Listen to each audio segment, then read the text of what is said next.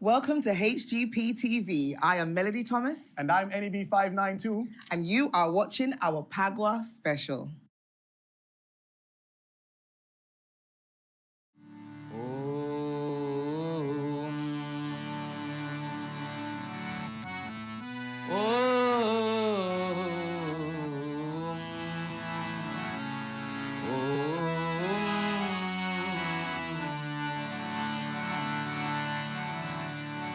So we pray especially for this beautiful festive moment of the Phagwah ceremony in Guyana. It's a very wonderful, very wonderful moment for our Hindus and non-Hindus as well. We want to bid you this beautiful greetings as we commence prayers. Om Adide Namastubhyam Prasadi Namamavastade Divyakar Namastubhyam Prabhakar Demahi. To the energies of the sun god. Ranga means color, and Holi is a very colorful festive. So we pray and ask God for this color to decorate our lives and for us to enjoy the beautiful realms of the colorful moment of life. It commences the Hindu New Year, which in the lunar calendar brings great value. It shows us the orbit of the planetary lineup, and it deviates away from the English calendar, which tells us that every new season have a beginning in the astral. And so we've seen that we have had a little small eclipse. Today is Purnima, and also is an eclipse, so we ask Bhagavan to bless us.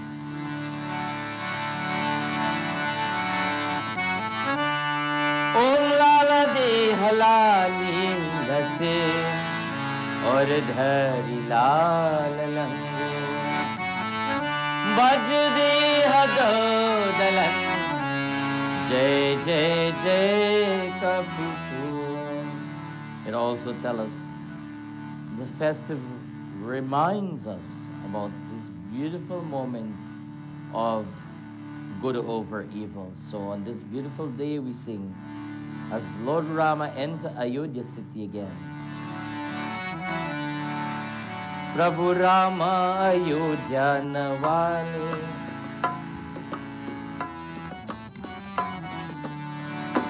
Prabhu Rama Ayodhya mein aaye Chalo ji Sakhi Ram se mile Prabhu Rama Ayodhya Nawale Chalo ji Sakhi Ram se mile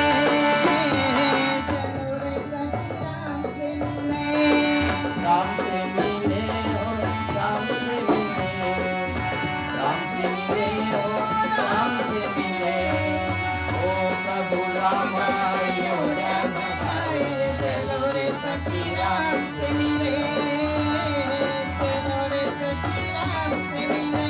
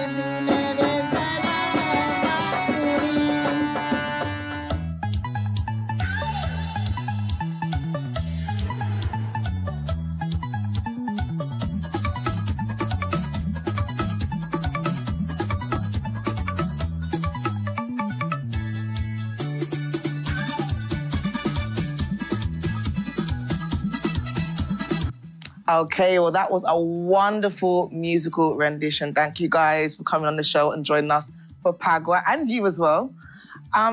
We wanted to just get into a bit more conversation, a bit more deep conversation into what the meaning of Phagwah is. So, Nebs, what kind of questions do we want to ask today? Yeah, well, of course, we're very happy that we have Mr. Yudhisthira Raghunath and Pandit Ghanshyam Raghunath to assist us in, just providing our viewers with some clarity as it relates to the origins of Phagwah and all of the extremely interesting aspects surrounding this celebration here in Guyana. So the first thing I'm going to start with is the actual word, the meaning of the word Phagwah. What does that word mean, Pandit? Well, Pha and Gua, right? It has two frame of syllables. It meaning one is dry and wet. It is a remote blessings that we can celebrate in a wet mode and a dry mode, and it's the color of celebration, right? Lovely. Phagwah is a beautiful color of celebration whereby we commences the Hindu New Year. In that omen, it tells us that it's a complete orbit around the sun. That's one, and we can see that too in the lunar calendar. We had a planet line up. Today, the eclipse have cured a few days ago, but it's still, the planets are still lying itself together. Oh. So it tells us that the lunar calendar, which we are the Chinese and the Indians, they work with this year. So there's a new year. We're beginning around the 18th day in this month. The full thing will conceal because remember, orbit takes time and it's a 360 degree as it turns. Also, why we celebrate Phagwah is it's also a spiritual occasion. It commemorates the Hindu New Year whilst it rampantly gives us the value of good over evil. In our scriptures, there's a question for me, why we celebrate Phagwah, right? And I want to share with you the reason why we celebrate Phagwah. There are two references. One is that the churning of the ocean, back then there was only one ocean, based on spiritual injunction. And after turning of the ocean, they used the Nag Vasuki. They used that Nag Vasuki to churn the ocean. The 13th thing came out of the ocean, right? And on that very ocean, there is something called the nectar of emancipation, right? That is one of the references. And the other references is Hiranyakashipu, right? The demon king who feel he's powerful more than God and he's God. So he wanted people to pray to him, like how we had Ravana and we had like David and Goliath, the battles, right? We have battle in our scriptures too. And our religion is the only religion come very close to the Darwin revolution. It has an evolved part of the religion whereby some people believe in God and some people don't believe in God. And like from the tortoise, 6 months in water, 6 months on land, trying out the land. We have an avatar of Vishnu like that. And then we move on to the caveman time, right? The gigantic men. Men original size was about 60 feet in height. And now men, because of sins, men decreased so much so that they created a small capacity of 7 foot. You imagine how much man have lost. They have pulled the Modaksha, you know the thing that Hanuman home? They're pulling it out. They're pulling one of these Modaksha out of the river, some river in Sri Lanka. And the thing weighs anything about 20 tons. You think any ordinary man can has 20 tons? Absolutely. So the decree of sin have caused us to lose strength and power. Now, I know for a fact that Hinduism, it's one of the oldest religions, not only in Guyana, but all around the world, a lot older than Christianity and even Islam. Now, tell us a bit about how the celebration of Phagwah has evolved here in Guyana over the course of time. Well, we know we're indentured servants. We came from India due to a contract, and we're fooled by colonialism. It's brought us to a wide spectrum of dimension where we cross-culture ourselves. And so we integrate Phagwah. It's not only for the festive of one race now, but it's broad-based. It's broad-based that Islamic, Christianity, Hinduism, Buddhism, and other religion are clinging to this melodious thing. It's a melodious thing. It's a vice. I would want to tell you something that is deeper. Why we have brought Phagwah from India and this festive. We have something called astrology. And our astrological prevalences have brought us very close.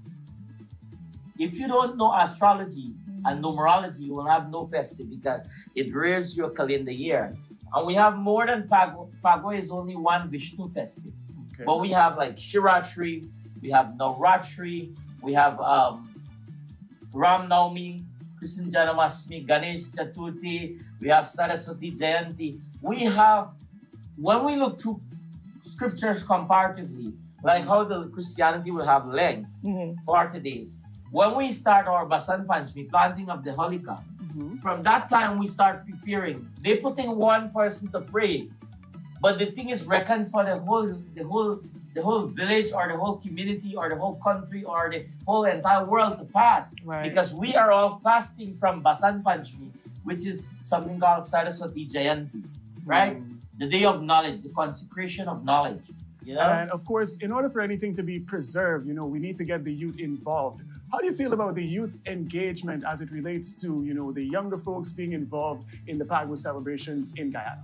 Well, most people take it as a dancing festive, and young people like the, because our coordination of music in this world, we have soca from Jamaica, and then we have my dear Chakni from Trinidad and Guyana, and the vibes is a different thing. The West Indies or the West Indian people have brought us a different glory, and I'm happy to be an Indian, but I'm happy to be a West Indian as well, and I want to share the value that young people need to take up the religion more seriously because the religion have so many authentical value to us. Yes. And we are not taking it up very seriously. We only look at the art form of the religion, and that is the basic thing. But in Hinduism, we have the Sastras, we have the Puranas, we have the Bhagavatam, we have the Devi Bhagavad. You have to grow 1,000-year-old to read all Hindu scriptures out. And sometimes some of our pandits and purohits and well-wishers of the religion, they just learn a few things and they think they know it all. But Hinduism, you have to be, some people make statements. Right, it's ongoing. Idol worship, and I want to deal with it. Idol worship, some people make statements, Hindu worship idol. But when we go to God, if you don't know to speak, we carry a leaf to the Lord. And the leaf is poetically referring, let me be fruitful. I am bringing a fruit to the God. God bless me so that I be fruitful. If you don't know to speak, actions speak louder than voice, right? So my actions I'm giving in charity. And God is reciprocating back to me. God is reciprocating back the glories. Lord, let me be fruitful. Then we take a flower. It's not a God, I want to give God flower. God decorates our life. But the flower represents a substance of divinity. And that substance of divinity, no matter what seasons pass the flower, it will bloom out. And it will give an equal value. The way you view the flower will reflect the same way back. And that is the reason why. Let us be balanced like a flower. That flower will always give us a smile. When we carry a leaf, and then you put grains. Oh Lord, let that fertility take my life. So prayers in action is better than prayers in words. We live in the age of social media.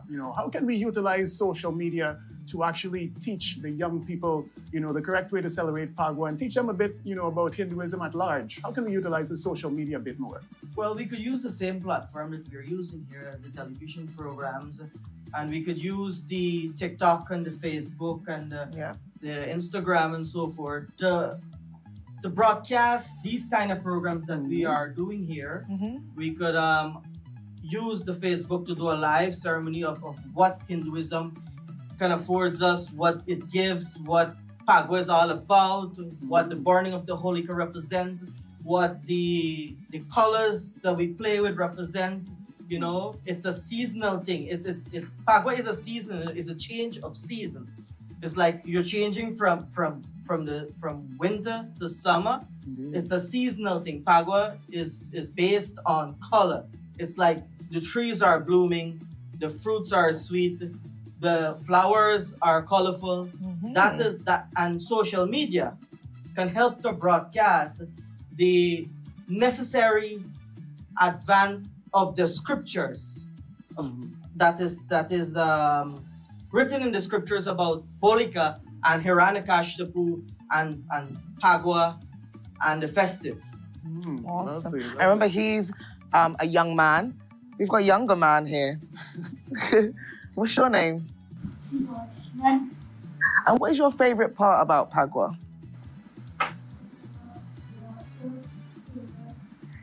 Also, I like playing with powder. You love the powder. Do you know what any of the colours mean? You just love to play. So we do one doha from the Ramayana.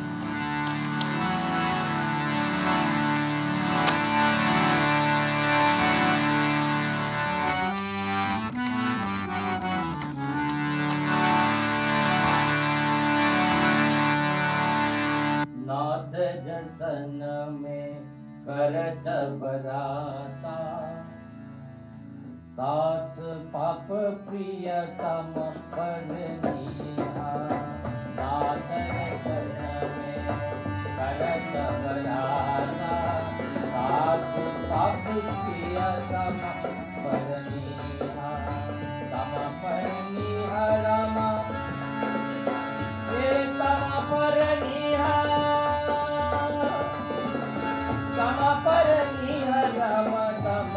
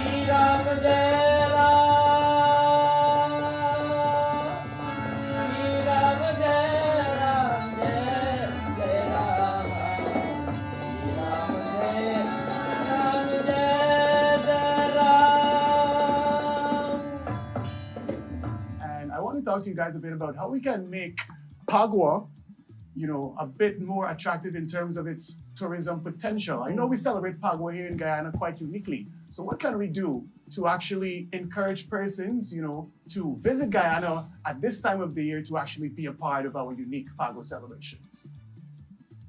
We have to look at the site first, an environment. You see, we have many things happening at the stadium. We have many things happening in various places where people go play with their abir and abrak and powder and stuff.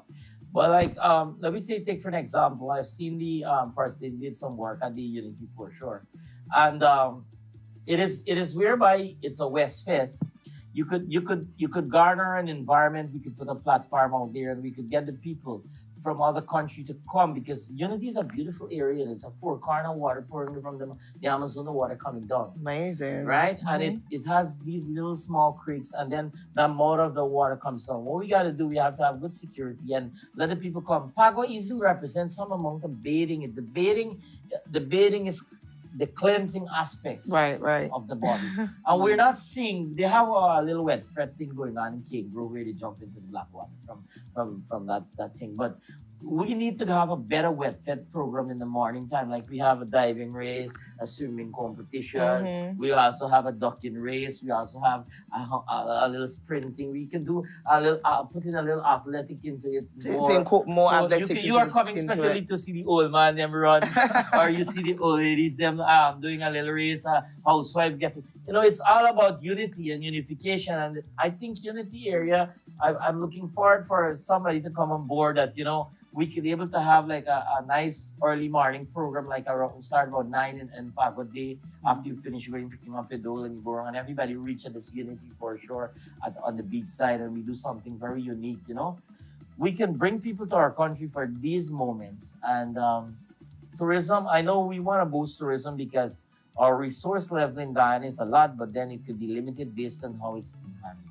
Definitely. Right? I like your ideas. I think those ideas are definitely more community-based, more engaging. And I like that the water aspect it's not just about playing with water guns, it's a bit deeper than that. And I think that's what you're trying to, portray.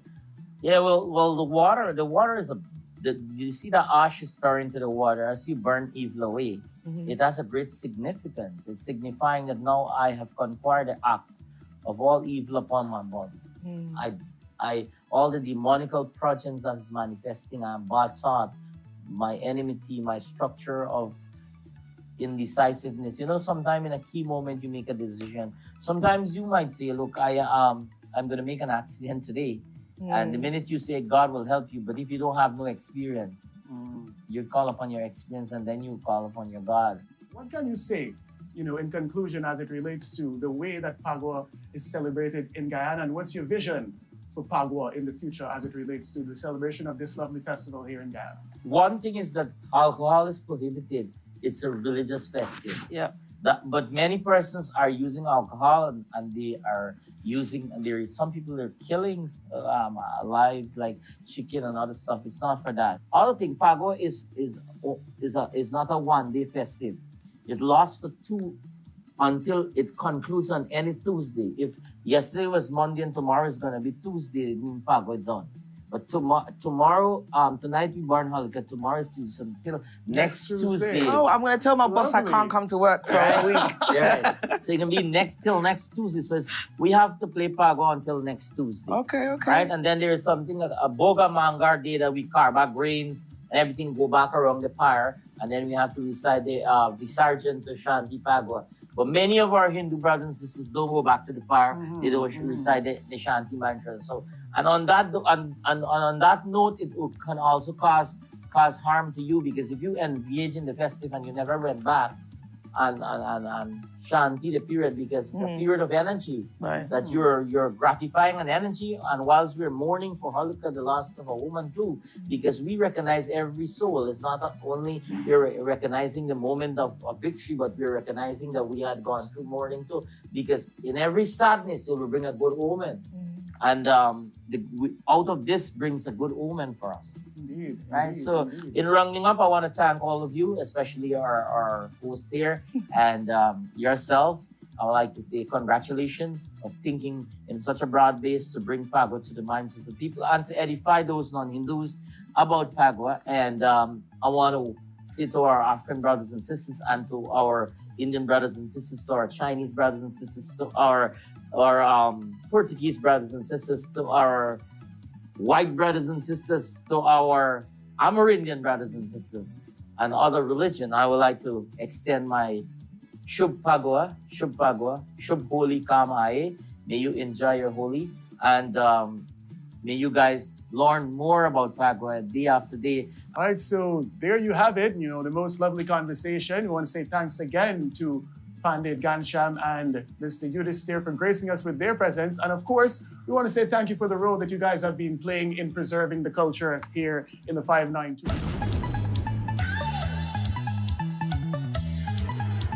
Once upon a time in India, there lived a powerful but wicked king. He was boastful, greedy, and cruel.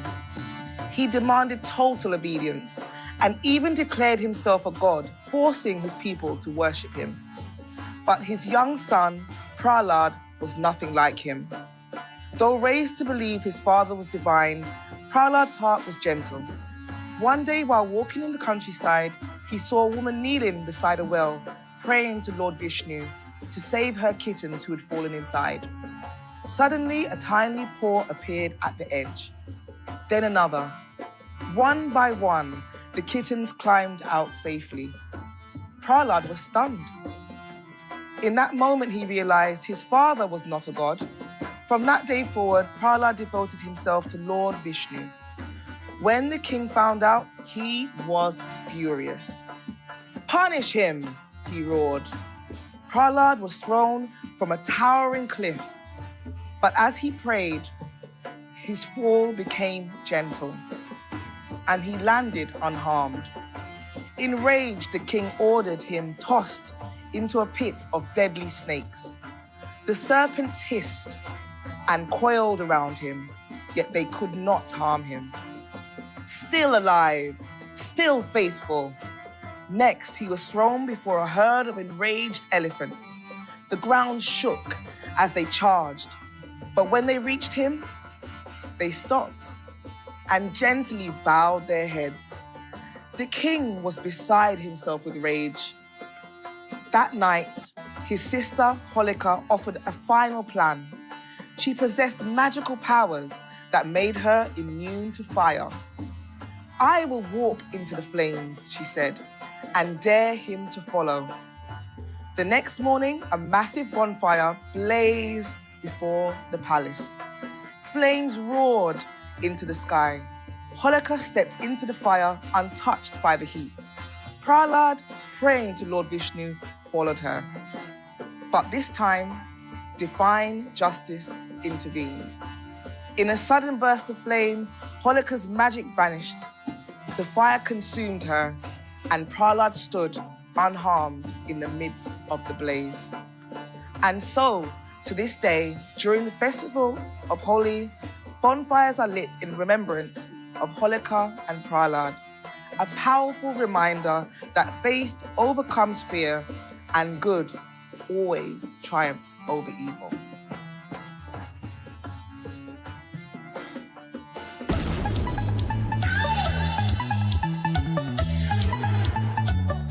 So, Panda, we've got to say a huge thank you to Countryside Kitchen, and they're in Good Hope, and they provide us these wonderful boxes of sweetmeats. Okay, but what is inside of it? Let's dig in a little. You should be asking me. I'm going to open my one. Let's dig in. Let's dig in into this box of sweetmeat. Okay, all I know is that this is vermicelli, right? Well, you have vermicelli. We have mitai. We have sweet rice. We have mohan bhog. We also have laddu pera. We also have gulab jamun. Gulab jamun, that's what I have. What? So we have a lot of stuff. This is a lot. You could make your call. You have a telephone number? Okay. At the bottom of the screen, we're going to put the telephone number if you guys want to make your order. So it's beautiful. Let's dig into it. Let me have a little taste. No, let me give you a little pera. Yeah, taste it. And you got to give your husband another piece of it. Right? That tastes good. And I take a little like milk. Little parsad, no? Right? So once again, thank you to Countryside Kitchen at Good Hope for providing us this beautiful box of sweetmeat. It's all on their courtesy. Amazing, thank you. And remember, you could call to order. The number will be there.